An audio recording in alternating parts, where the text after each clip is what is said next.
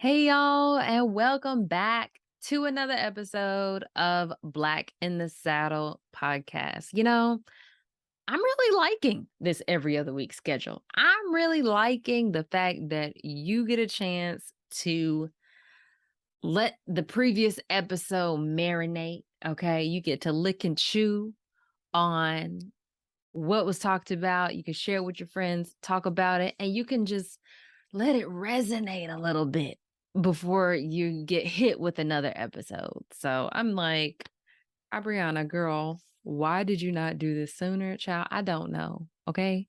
But we here now. All right. We're here. So today's episode is going to give you a little bit of a glimpse into what I do outside of Black in the Saddle. Um, Historically, when I look back and say, wow, what am I good at? I have been someone who has built brands and built programs that are designed to bring people together and to impact a particular community. And so it's only natural and it's only right, it's only fitting that I do that with another one of my brands, which is Cowgirl Camryn. So, in this episode, we're going to talk about my first brand holiday, Cowgirl Camryn Day, that happened this past weekend. I'm going to give you a little bit of a glimpse into the backside of that, what it took to put that on, what it means. And we're going to talk a little bit about some business stuff because it's not something that I normally talk about on this podcast. I do have a business podcast called the Digital Hoofprint Podcast, but in an effort to not hide the my range, okay? In the effort to not hide my range, and the other things that I have going on besides this podcast and building this community, I just want to talk about it a little bit and show you what's possible and how you can go into something and do it unlike anyone else has. Okay, so let's get into this episode. I'm super excited to talk about Cowgirl Cameron Day and to share some other things with you. So let's get it. All right. A few announcements first, just like they do in church. We got announcements in the beginning, okay? Some dates that I want you to keep in mind. On September 6th, if you are in our Facebook group, you are you have access to this information. The Black in the Saddle community is a space for Black horsemen and women to come in and connect. It's a safe space to have conversations, to talk through challenges, to simply exist in ourselves without expectation or you know, work, really. So you can find that at blackinthesaddle.com/FB group if you want to join. But September 6th is our next fireside chat and still up in the air on a topic or if we're going to have a topic. So we'll talk about that a little bit in the group. September 30th through October 1st is our first Black in the Saddle meetup, y'all. It's going to be in Virginia. I'm super excited about this. Not only is it checking something off my bucket list, okay?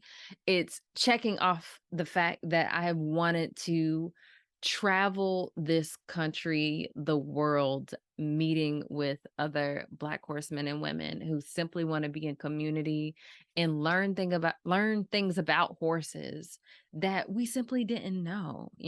I come from trail ride culture, so it's one thing to just meet as a collective and fellowship and have fun, but I'm also a little bit of a nerd and I really center horses in all of my work.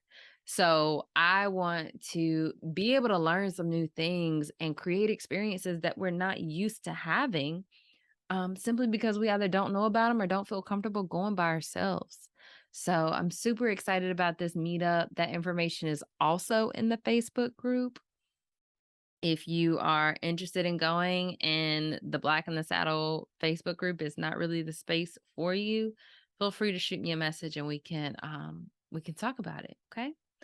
Next, Winter Circle Wednesday. If you check out our Instagram page, Winter Circle Wednesday was lit from last Wednesday. So check it out. We have several people on. We did the whole 4-way Instagram live and had some really good conversations about positivity and being intentional about positive self-talk in order to actually make progress. So if you need to pick me up, go watch that. Okay? Go watch it. Hit play and wash dishes or do laundry or whatever you need to do and just tune into what it means when people come together with common challenges and talk their way through it together. That's exactly what it was on Winter Circle Wednesday this past Wednesday. So I loved it. Thank y'all. Y'all know who you are who came on Winter Circle Wednesday. And it happens every Wednesday, 8 o'clock on Instagram Live, 8 o'clock Eastern time. Okay. Now that we got the announcements out of the way, I want to talk about Cowgirl Camryn. If you don't know, if you are new, Cowgirl Camryn is the children's book series, or it started off as a children's book series that I published in 2019. During that time, like right before the pandemic, I was doing a lot of traveling around and reading to kids. I was taking Encore. Sometimes I would take Encore. Sometimes I would just go and dress up as a cowgirl. But all of the books that were about cowboys and cowgirls, they really had a historical context. And of course, when we start talking about history, slavery is a giant part of that for Black people. So, you as someone who gets asked to read to kids, I'm reading to kids that are like, what? Like they don't know about slavery. They are not old enough to understand what's going on. So I said, there should be some books. There should be books, with this identity of a Black cowgirl or even of a Black cowboy. And it simply show the lifestyle that we live.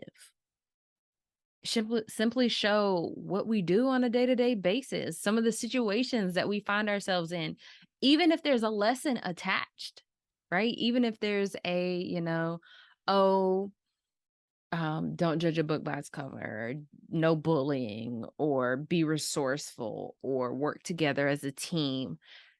Those lessons should be able to be learned through the lens of this identity that me specifically, are so passionate about. And so since I'm, just a little bit of artiste on the side with my right hand, I started researching how I can make this happen. And so that's how it began. That's how it began. I learned how to be a self-published author. I learned what it took to market it. I learned, what it took to, like, ISBN numbers, or ISBNs, the N stands for number. All this stuff. Like I just learned this entire world of things that I did not know. And now here we are, 3 books in since 2019 and just having a blast. Now, this book series transformed a little bit. Okay. I have 2 family members. They're actually twins. One's an occupational therapist, or not an occupational therapist, a speech and language pathologist. The other one is an artist and an art teacher and a makeup artist. And they took the Cowgirl Camryn book. They took the Cowgirl Camryn book and made lessons out of it. As a new author, I was like, "Oh my gosh, can you guys leave a review on Amazon so I can have some reviews on Amazon?" And the speech language pathologist, she was talking about how the use of the words and the alliteration, which is like one of my favorite literary things, um, allowed her students to practice the k, k sound. And she had some students who were really interested in the book, and they were able to make those sounds when they weren't able to before. And so I'm like, crying, because what? That wasn't intentional, but that's what's happening. Then her twin sister, amazing women. I mean, just her twin sister is an artist, and she posts some pictures of a craft that her students did with Cowgirl Camryn and the Crazy Hair Day. And I was like, what? What? Like you did a whole craft.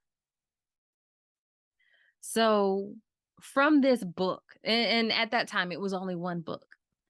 From this book, they were able to extrapolate learning activities that would really solidify this character, the book, the lesson in the kids' minds.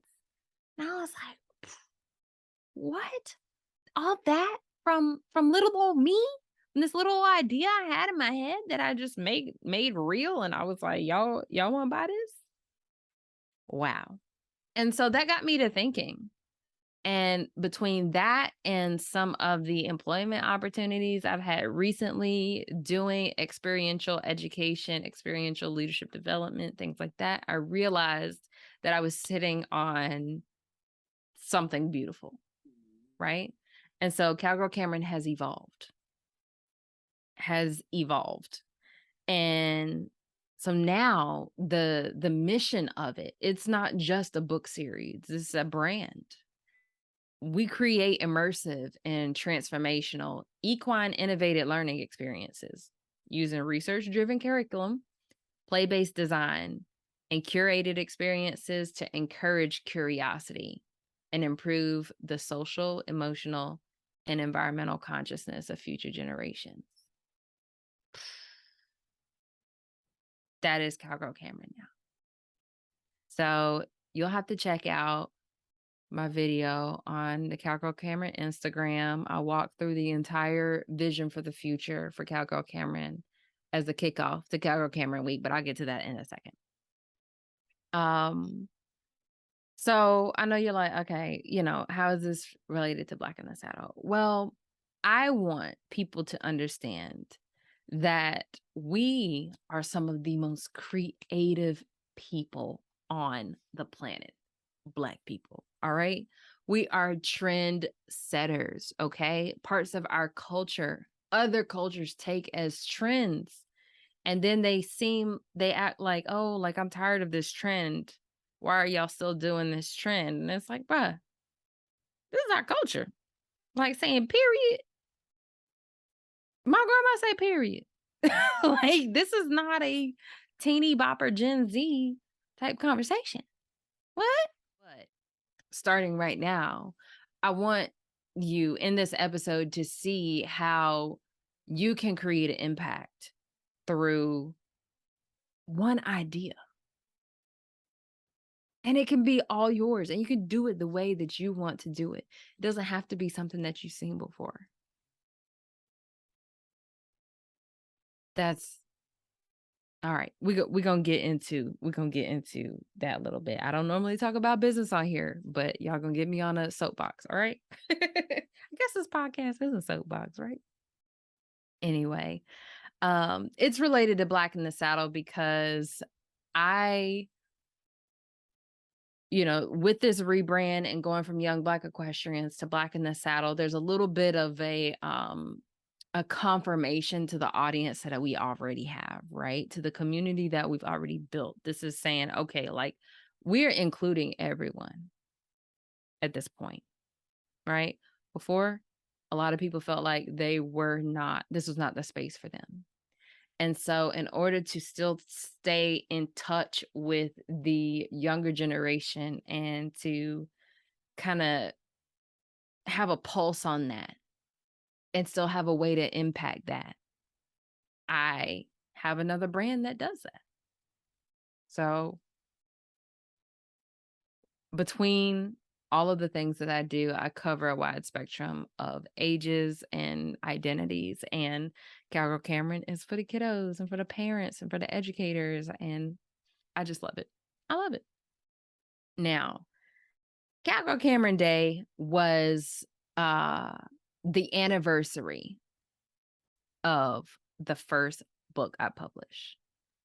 Now, going, in the middle of the summer, I was like, I've done a couple summer camps. I haven't really been out here hitting the pavement with Encore doing visits and things. It's really hot. Like, it's just too much. And so I was thinking to myself, what is something like I can celebrate? Like, are there any like important dates to Cowgirl Camryn? Like, how can I do something that is just my own, versus going to visit someone else's camp? I'm not trying to do a whole camp, but I want to do something. And so I went into my little portal where I check on my books and things and publish new books. And I looked at the date. And this is about June-ish. I looked at the date, and the first book was published August 13th. So I pull up my calendar and I'm like, oh, snap, August 13th. It's a Saturday. You know what that means? That means we can have some fun. Okay. And so I reached out to a library that I've worked with in the past, really close. The librarian is amazing. And I said, would you be interested in hosting the very first Cowgirl Camryn Day? And she was like, absolutely. And it was a grand old time. I mean, this is like a state-of-the-art library. They have a multi-purpose room. They have a giant craft room for the kids. It's beautiful. It's beautiful. Now,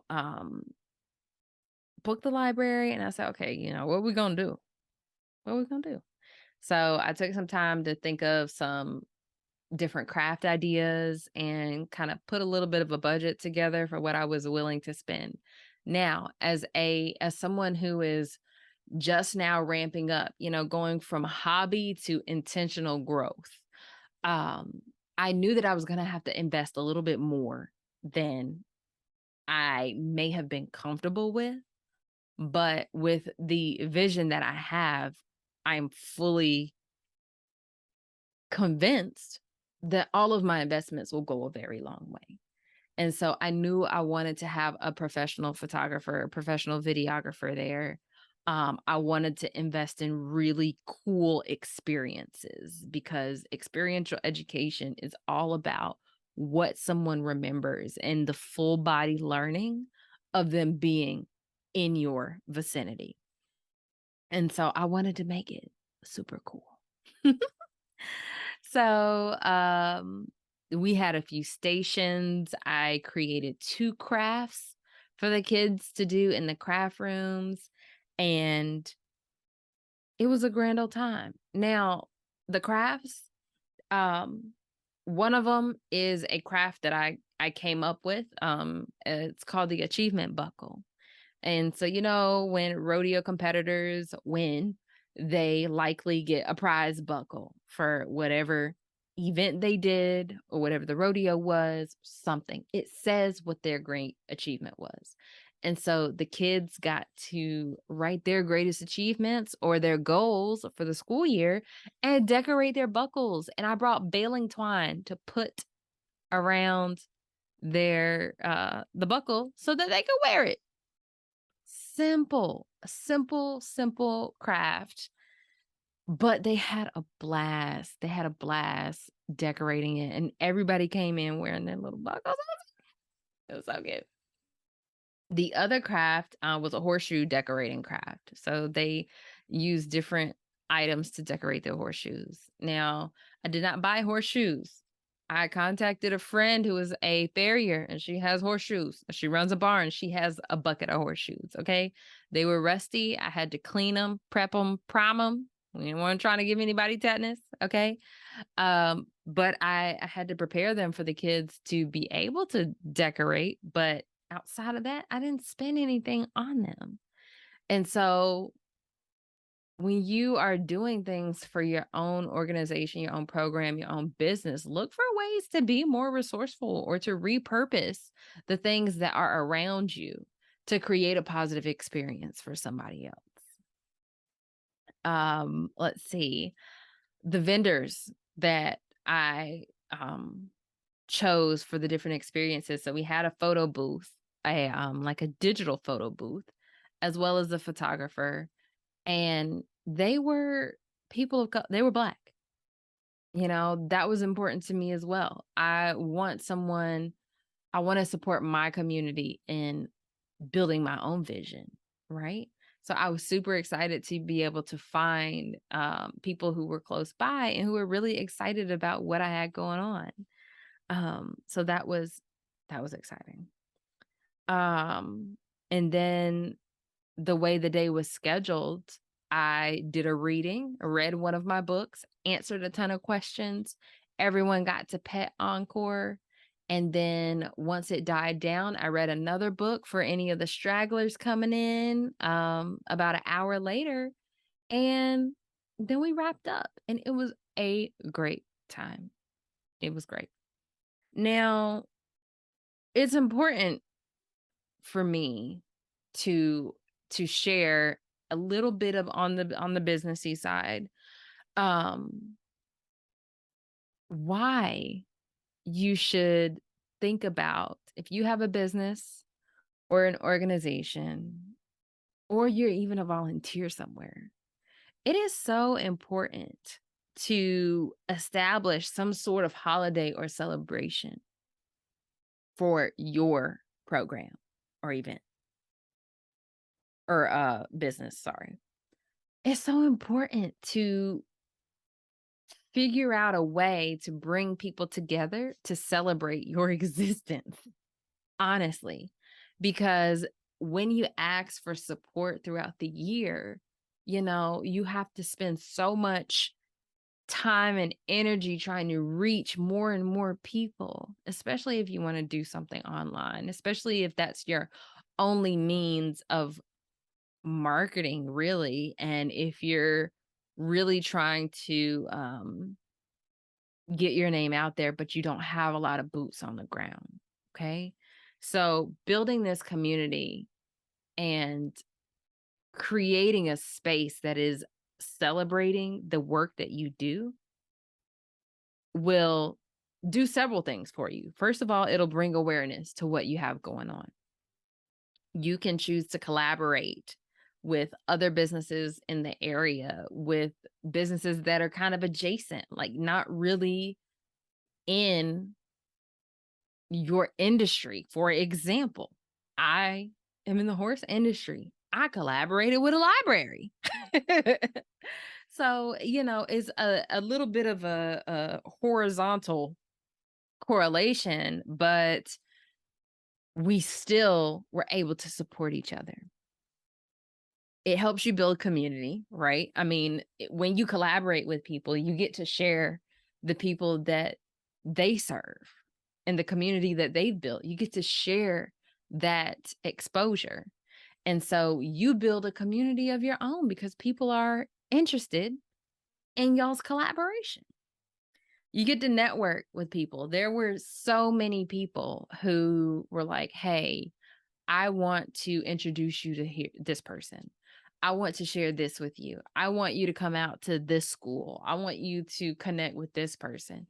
The networking potential is infinite, and you just have to be prepared to follow up and put yourself out there so that you can sustain that growth even after the event is over.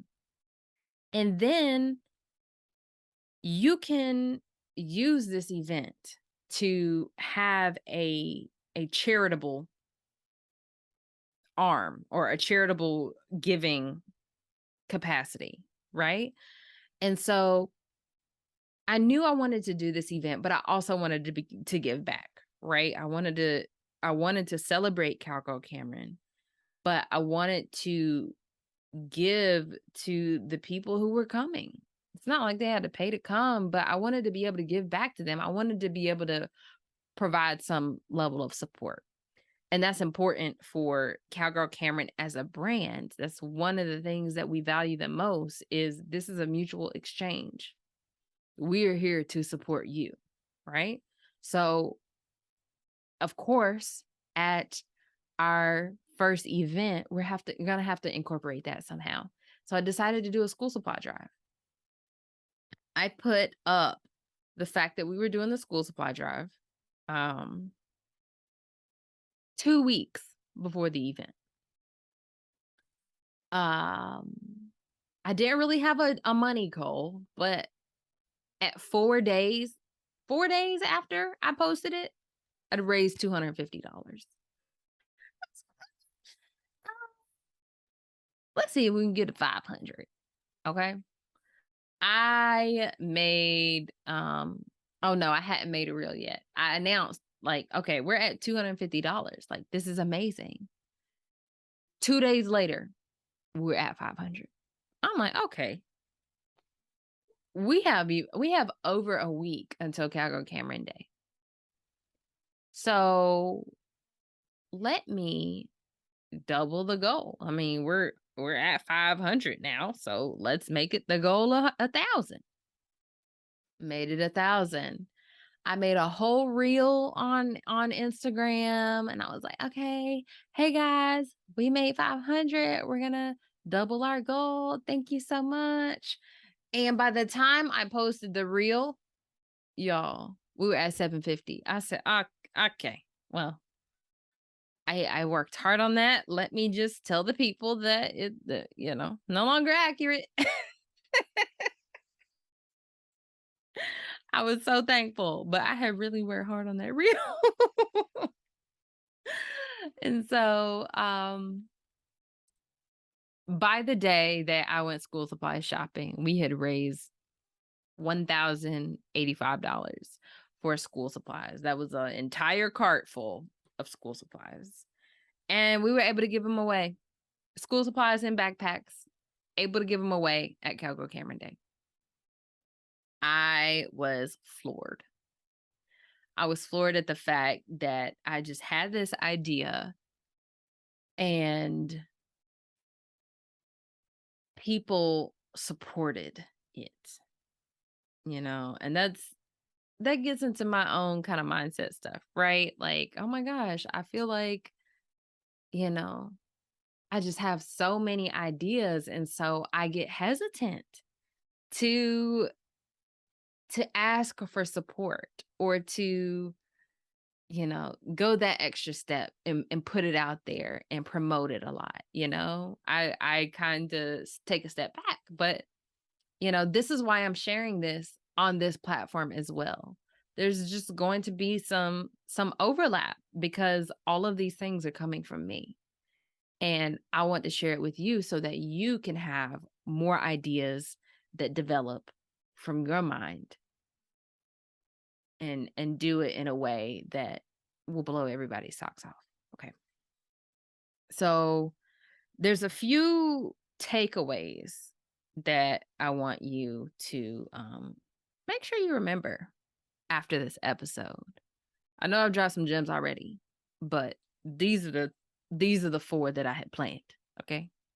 Well, 3 plus the one that I had just thought about. Number 1, you can make an impact without creating a nonprofit. You can impact your community without creating a nonprofit. A lot of people are like, I want to do this for the community. I want to do that for the community, but I work a job, but I don't have the funds to do so. But I am not sure exactly where to start. Um, Nonprofits are a lot of work. Businesses are a lot of work. I'm not saying one is easier than the other, but when you talk about working with marginalized communities, we tend to get into this tract of I have to have a nonprofit in order to do that. And that is not the case. You can do charitable giving, you can do cause marketing, you can do different initiatives as a business and have people support you in that and show receipts. Like, this is what's actually happening from your contributions.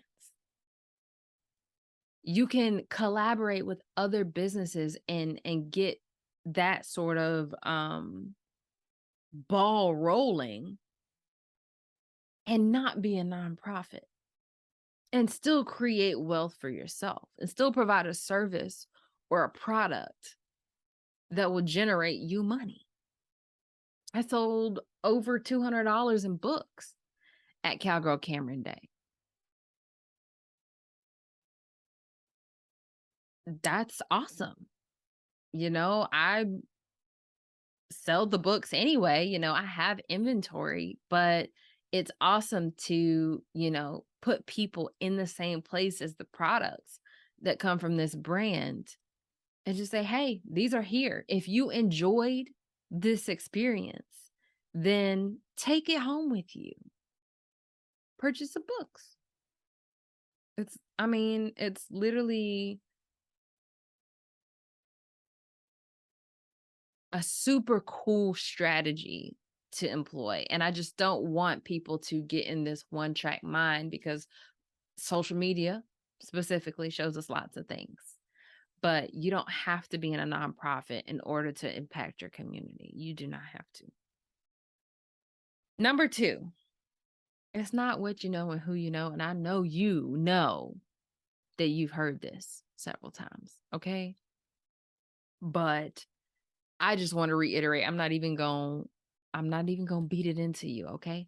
I just want to reiterate that I would not have been able to do this if I was not connected with the library or if I was not connected with some of the people that helped me find the vendors, right?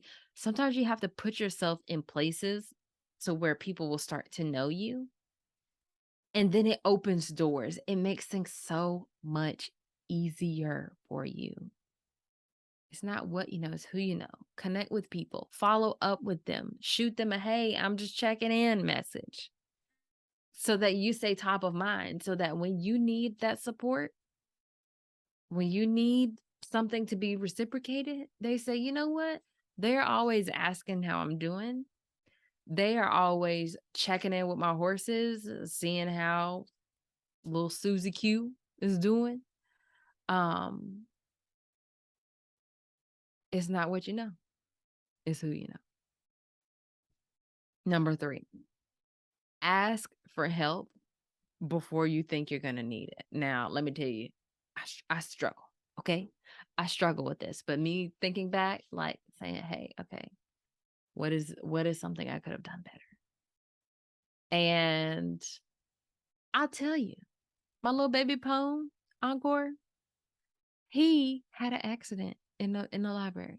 He had an accident. He has never, ever had an accident inside. Ever. And so thinking back, I'm like, okay, what is it I could have done differently to avoid that? Because that is not the experience that I want people to have. I don't want facilities to have that experience. And I don't want our guests, our barnyard besties, to have that experience. And I could have had additional help to help set up. So I could have prepared baby Pone, Encore, to set him up for success in that situation. And so asking for help before you think you need it, don't be afraid to delegate. Don't be afraid to have more people than you think you'll need. Because as someone who is a creator, a creative, a creator and an executor, right? I have a tendency to, if I need something done, it feels faster for me to just do it than to communicate. This is how you should do it, unfortunately. So I would have had more people to help me if I could have done it all over again. And even the breakdown, like having to entertain a room of 100 people for like 45 minutes and then having to break down all of your supplies at the end, it was exhausting. And I'm so thankful that my best friend, Kelsey Bay, came and she stayed to help break it down at the end. I was just so thankful. Um, and so that's what I'm saying. Having additional help. I know good help is hard to find, but going back to the previous number 2 is not what you know, is who you know. The more you have people that know that you are genuine and know that you are really trying to do something in this community, in your community, the more inclined they are to help you. And then number 4, the one that I had just thought about as I was talking to y'all a little bit earlier. It's not how you start, it's how you finish. In every I can look back to many situations and think like, wow, I was embarrassed because of this, or I could have done this differently, or I shouldn't have done it this way. But fast forward and, there's like a redemption arc, like I redeem myself in the end. And it is so important, even with the Cowgirl Camryn brand, to understand that where you started, this just started with books. This started with reading to kids about Black cowboys and Black cowgirls and not being happy with the stories. I was using these books and making up my own stories because the text was too long and the kids' eyes was glazed over, or the whole book was talking about slavery and it was running from people, and I was making up my own story based on the pictures. And so why not create my own, right? It started off with books and is now turned into specifically curated experiences to deliver some level of learning. And it'll evolve even more than that. It's not how you start, it is how you finish. So if you are in a spot right now where you're like, I know this isn't my best. I know that there is more for me. I know that what I am looking at right now is not what I want it to look like in the end. That is okay. That's okay. Keep going. You know how many doggone iPhones there are? You know how many doggone Samsung Galaxies there are? 50 them. 50 them, all of them. They don't even make iPods no more. Like, what? It does not matter how you started. You can start from very humble beginnings and do so much if you just keep going. So if you have an idea, but you don't have the resources, build the community. If you don't have any ideas, but you have a community and resources, create with that community. If you have a community and an idea, make those work together and see what resources are already available. How can you support that? How can they support you? There is a beauty in the journey, okay? And so when you start off with something, just know that it is going to have several iterations. You might pause. You might take a little hiatus, a little siesta, But if you get back to it, it might look a little bit different. We, as you know, the whole panoramic between that and then the civil rights activity that was going on during the pandemic. There were a lot of organizations, a lot of businesses like, I got all these initiatives. Yeah. I want to do this. Yeah. The gusto is gone. The gusto is gone. Okay.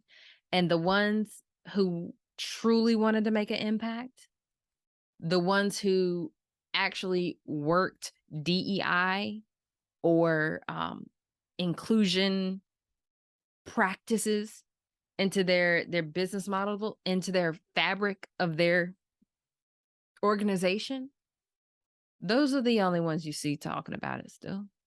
Those are the only ones that are still here putting in the work. So now that the trend is over, you have to have a lot of discernment on who it is you are, who was really about it, and who you're going to support going forward. How you start is not going to be how you finish. Give yourself grace, use discernment, build your community, and utilize the resources that you have around you to support your ideas. If I can be a resource for you, please send me a message. Please. Please. If I can't do something, I probably know someone who can. And that is why I love the Black in the Saddle Facebook community, because there's a space for that. It's a space for that with people who don't have those cultural barriers in place to understand you. Not always. Not all Black people are the same. So sometimes we still have biases and barriers, but it's not due to being completely different from you. So I hope that this episode kind of gave you a little bit of insight into how you can do multiple things. I get bored easily, okay? So I do lots of things, right? And I just want people to understand that there's resources out there, there's support out there, there's people out there who will support what it is that you want to do. You just have to keep going. You just have to keep doing it. And if it doesn't work, do it over again. If it doesn't work that time, try a different direction. But keep going. Keep going. Keep going. Thank you so much for tuning in to this episode of Black in the Saddle podcast. I would love it if you would leave a review on your favorite podcast player, Apple Podcasts, them and their mama them and their cousin them, okay? Leave a review. Subscribe to the Black in the Saddle YouTube channel. That's where the video version of these podcasts live. And y'all, I have a really dope idea for intro music. You know, the YBE intro music was fire. Okay. I created that, but I have yet to be able to execute on my idea for music. So, you know, we'll see what episode we'll drop the music. All right. Or maybe we'll do a sneak peek in the Facebook group before it goes live on the podcast. Who knows? How you start is not going to be how you finish. So I give myself grace on that. All right. Thank you again for tuning in, and I'll see you in the next episode. Bye.